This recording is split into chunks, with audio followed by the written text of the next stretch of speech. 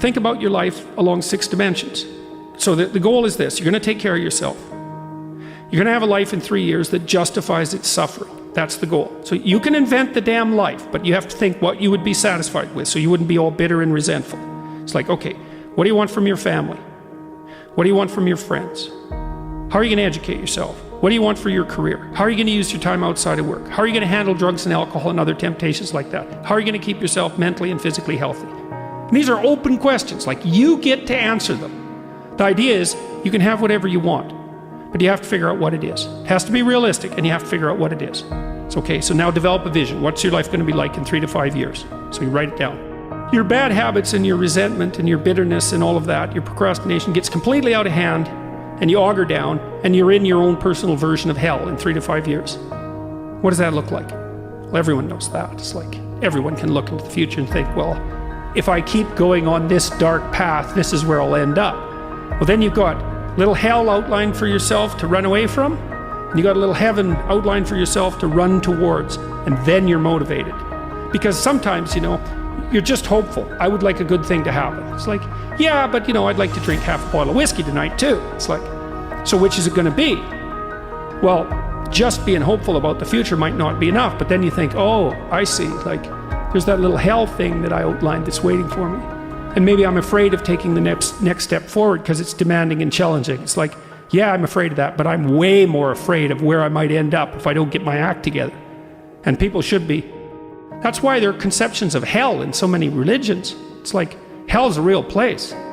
Whether it's eternal, that's a whole different question. Whether it's waiting for you in the afterlife, that's a whole different question.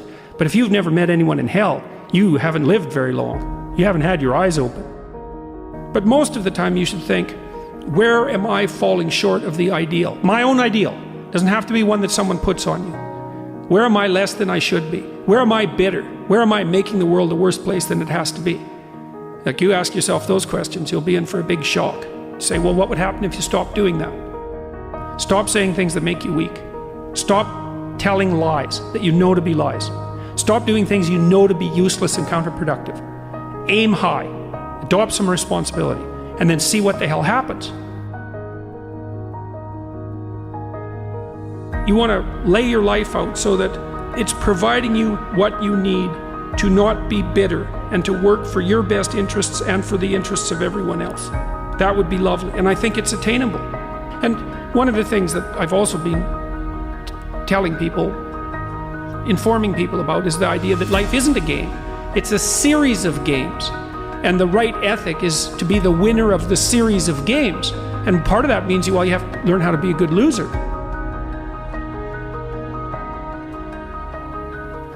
Let's say that you can pick your level of competition in life to some degree. Okay, so let's say you pick a level of competition where you're always winning. It's like, well, all that means is you've picked the wrong level of competition. Yes. To be a winner, you want to be disciplined, you want to know what you're doing, and then you want to be on the edge where your skills are being developed. And if you're going to be on the edge where your skills are going to be developed, you're at a place where losing is always a possibility, because otherwise you're not pushing yourself beyond your current capacity. One of the things that I've outlined in 12 Rules for Life is a theory of meaning.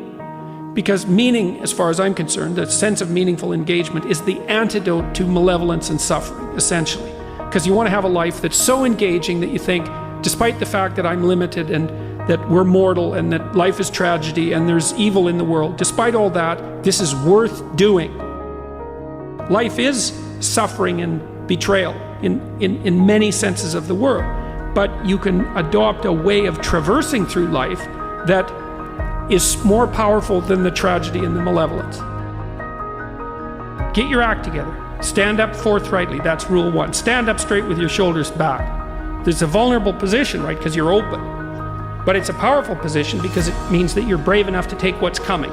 And it isn't like what's coming isn't dangerous. It's dangerous. So, but your best bet is to be dancing on your feet and ready for it. Pay attention and be awake.